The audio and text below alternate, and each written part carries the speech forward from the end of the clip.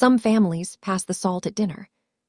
Mine passed around my life, quietly deciding what to sell, what to keep, and where I belonged, without ever asking me. Beginning the setup. Sunday dinners at my mother's house in Altadena weren't meals. They were performance reviews.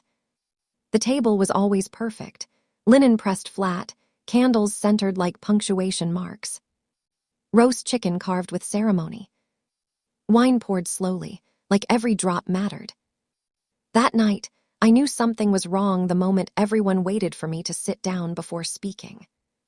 My mother, Evelyn, smiled the way she used to when she was about to list a property she'd already emotionally moved out of.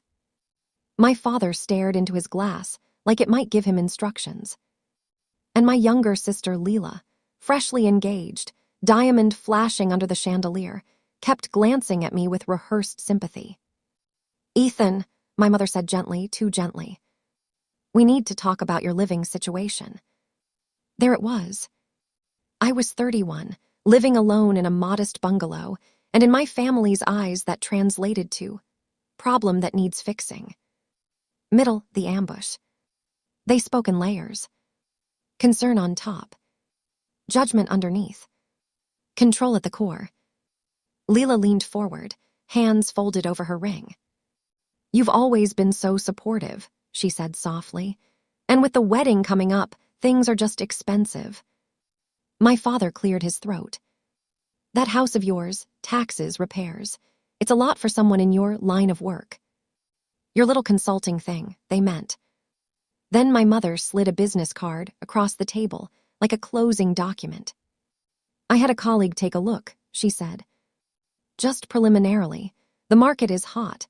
That place could easily cover the wedding and give you a fresh start." I stopped chewing. "Take a look how?" I asked. Her smile didn't falter. "I gave her your spare key. Somewhere across town, a door that belonged to me was opening." The turn.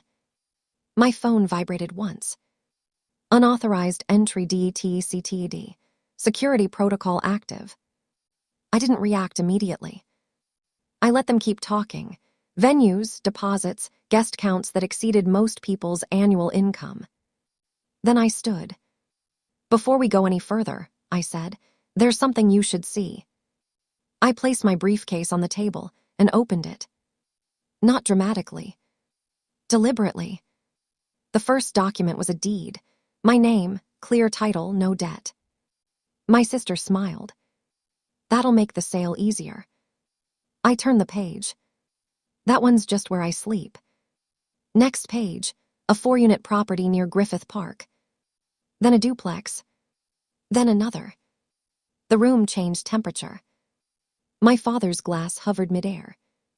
My mother stopped breathing like someone who just misread a contract. The reveal. "I don't consult for a living," I said calmly. "I invest."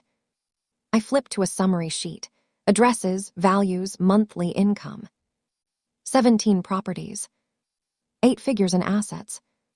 Cash flow they'd never bothered to ask about. Leela whispered, "But you shop at discount stores." I nodded.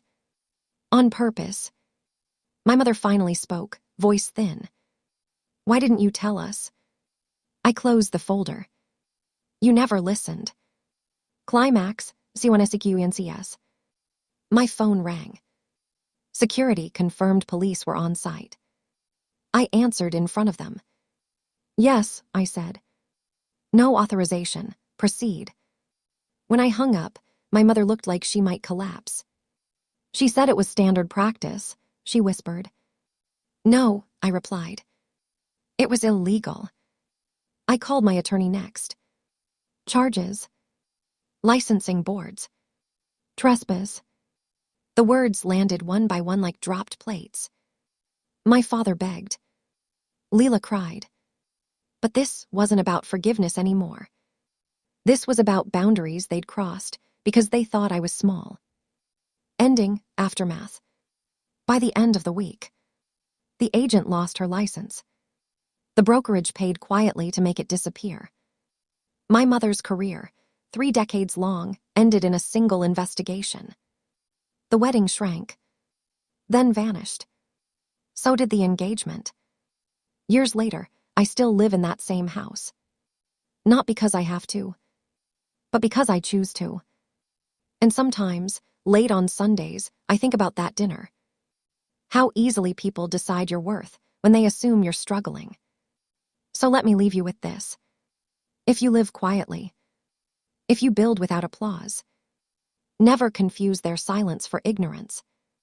Sometimes the most dangerous thing in the room is the person everyone underestimates.